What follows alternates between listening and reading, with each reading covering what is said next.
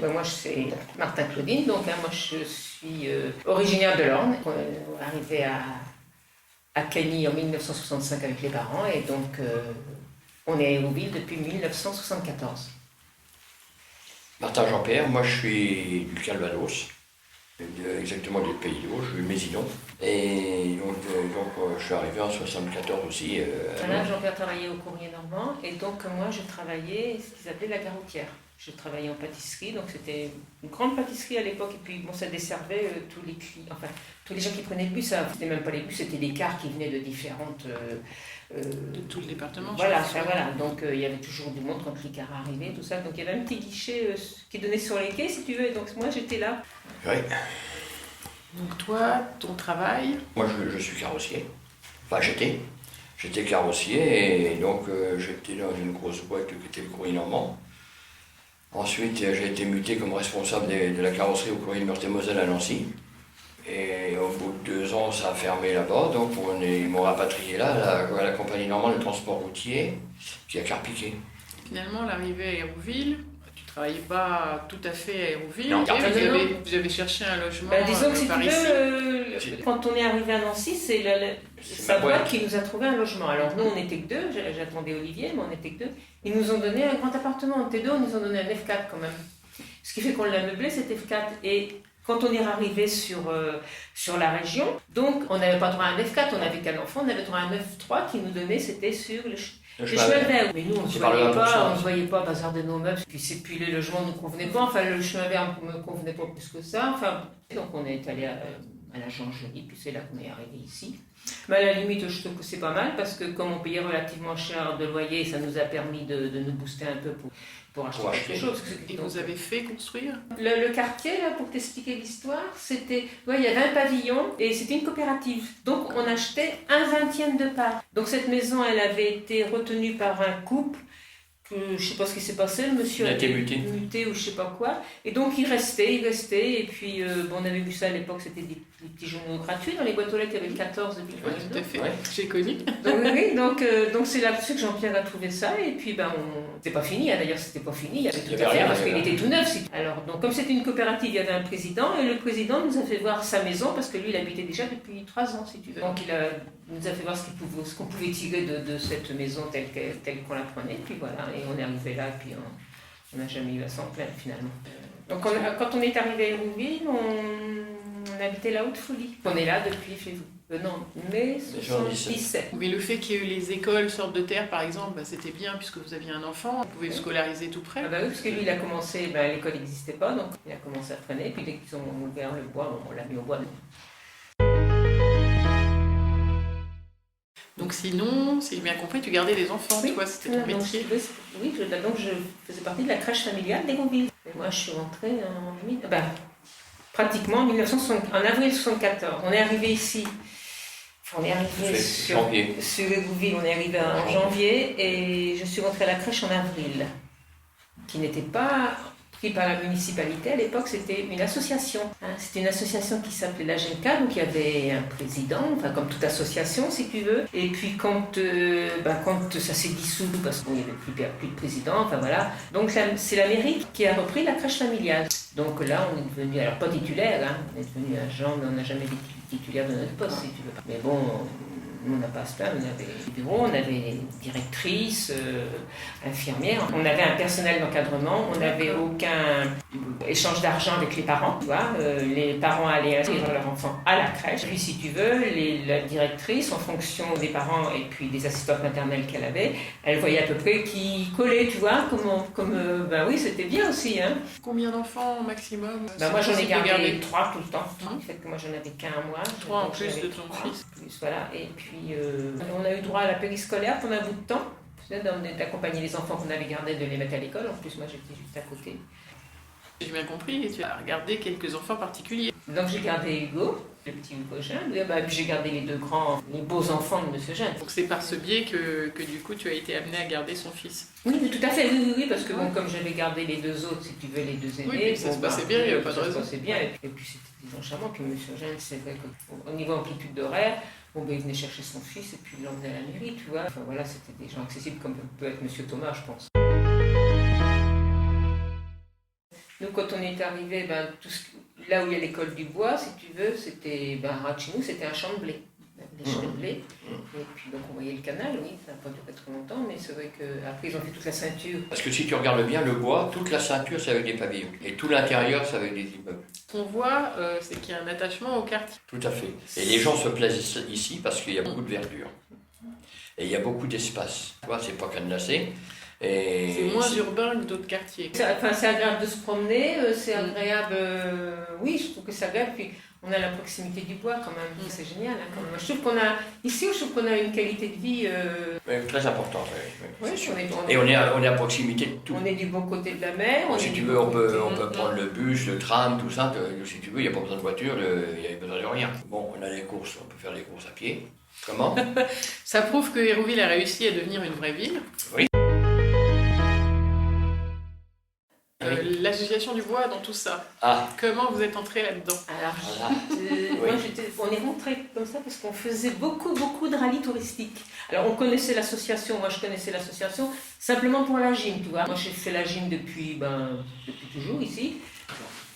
Donc on est rentré à l'association puisque on faisait beaucoup de rallyes touristiques et on en organisait. Et c'est vrai qu'on s'est dit, comme on connaissait quand même l'association, on s'est dit, mais pourquoi pas en faire un pour l'association finalement. Donc, on a fait un rallye pour l'association. Et d'emblée, je ne sais pas qui était président à l'époque, on dit, puisque vous faites là, vous rentrez dans l'association. On est rentré dans l'association comme ça, pas forcément de notre plein gré, tu vois, mais bon, après, ça ne nous a pas déplu non plus, parce que sinon, on n'aurait pas... Je sais pas, l'association, attends, elle a 40 ans qu'on n'a pas pu faire. Oui, on n'a pas pu faire. Elle a eu 40 ans au mois de... Cette année, au mois de mai. Cette année Alors en 2022, oui, c'est ça. Et nous, on est rentré en quelle année, je ne me rappelle pas. Ça fait 22 ans qu'on s'occupe des randos. Si j'ai bien compris, en fait, les activités de l'association ont commencé avant même qu'elle soit créée officiellement. Oui. Alors, en premier lieu, il y avait la bourse aux vêtements et la garde d'enfants. De la garde d'enfants, oui. C'est original. Il y avait de la garde d'enfants. Oui, c'est ce que j'ai vu au départ, c'est ce que j'ai réussi à lire. En quelle année? Ça, je sais pas. Après, il y a eu la gymnastique? Oui, j'ai vu ça avec Jocelyne Lenoir qui s'est occupée de ça. Donc c'était en 77-78. Le local, il était à l'époque au 18... 03. 03 C'était dans un immeuble. Au premier étage. C'était dans un immeuble où avant il y avait la halte garderie. La halte garderie dans un immeuble comme ça? Au premier étage. Et oui, elle a été là longtemps. J'ai été élu président au mois de novembre 2010. Juste avant, tu étais déjà vice-président? Vice-président, oui. Depuis un certain nombre d'années? Oui, j'étais 3 ans, je crois. J'étais 3 ans. Puis à la fin, Bernard, il était pas trop en forme non plus. Au dernier CA, à l'Assemblée Générale, j'ai dit que je me présentais. Et puis, j'ai été élu. Et depuis, je suis toujours élu. Donc, malgré toi? Oui, disons qu'il faudrait du sang neuf.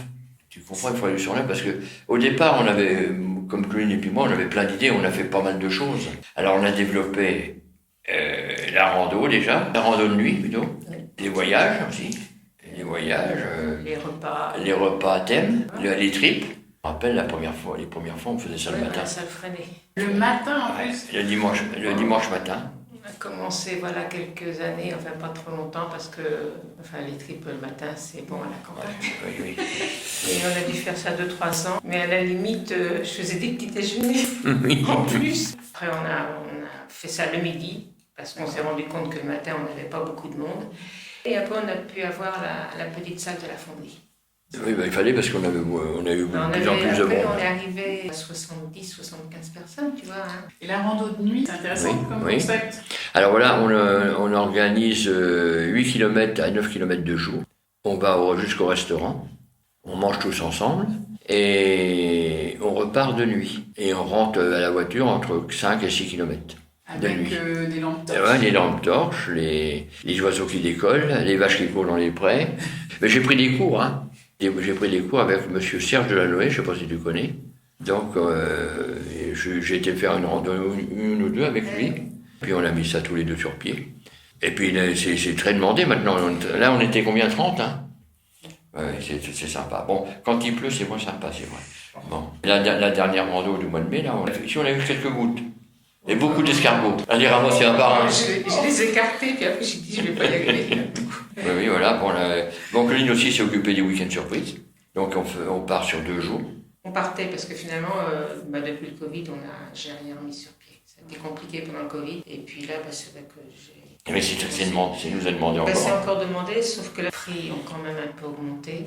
C'était demandé le Mont-Saint-Michel. Alors voilà, j'ai un guide attitré pour faire la traversée, Yann Hood, qui est un Anglais qui est installé en Normandie depuis une vingtaine d'années. Et alors, il est du tonnerre. Alors, on a un guide que pour nous, tu vois. Il y a combien d'adhérents actuellement ? 139. Familles. 139 familles. Mais on a été plus que ça, avant le Covid. Oui. On est monté jusqu'à 148, 150. Hein. Non, mais il y a si tu veux, il y a les gens vieillissent, hein, le problème il est là. Il y a une dizaine d'années, quand tu avais pris la présidence, il y avait combien d'inscrits ? Moins. Il y en avait moins, ça c'est sûr et certain. Mais si tu veux, le Covid a mis un coup d'arrêt à tout ça. Les gens ont eu peur. On connaît des gens. Oui. Hein, il y a des gens qui ont eu du mal à revenir. Et les gens qui ont été à l'arrêt pendant un certain temps, eh ben, on voit bien au niveau de la rando, ben, ils ne sont pas revenus, si tu veux. La rando, on a été jusqu'à plus de 50. Et on avait fait Chausey, on était 77. Et là, quand on est une trentaine, c'est bien, tu vois. L'interdiction d'exercer les activités pendant un certain temps, ça a mis un peu un coup d'arrêt. Ah oui. Il y a des activités qui se sont arrêtées. J'ai arrêté le yoga et la sophrologie. Il y a 2 problèmes en fait dans l'association, mais comme dans beaucoup d'associations, c'est à la fois le vieillissement des Voilà. membres, peut-être la difficulté de l'engagement aussi. Oui, le renouvellement. Donc il faudrait des gens jeunes. Puis nous, on n'est pas très réseaux sociaux, tu vois, on n'est pas trop Internet. Tu as quand même trouvé Une peut-être vice-présidente. quelqu'un. Bon, elle a pris ça à cœur, mais bon, j'avais dit, tu prends la vice-présidence, et puis 1 ou 2 ans après, je te laisse. Elle m'a dit non. Elle m'a dit non. Donc j'ai dit, tu sais, je ne veux pas être président à vie. Hein. J'ai dit, je te ferai connaître tout le monde, je te mets le pied à l'étrier, aux réunions, tu viens avec moi. Donc c'est ce qu'a fait, hein, et donc on va voir.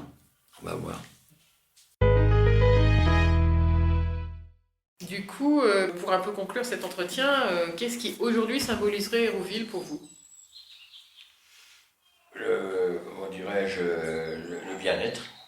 Le bien-être. Moi, je pense la la qualité de vie. Quand on vieillit, on n'a plus besoin de quoi que ce soit, on a tout à portée de main ou à portée de pied. Et je pense que maintenant, par les temps qui courent, c'est important.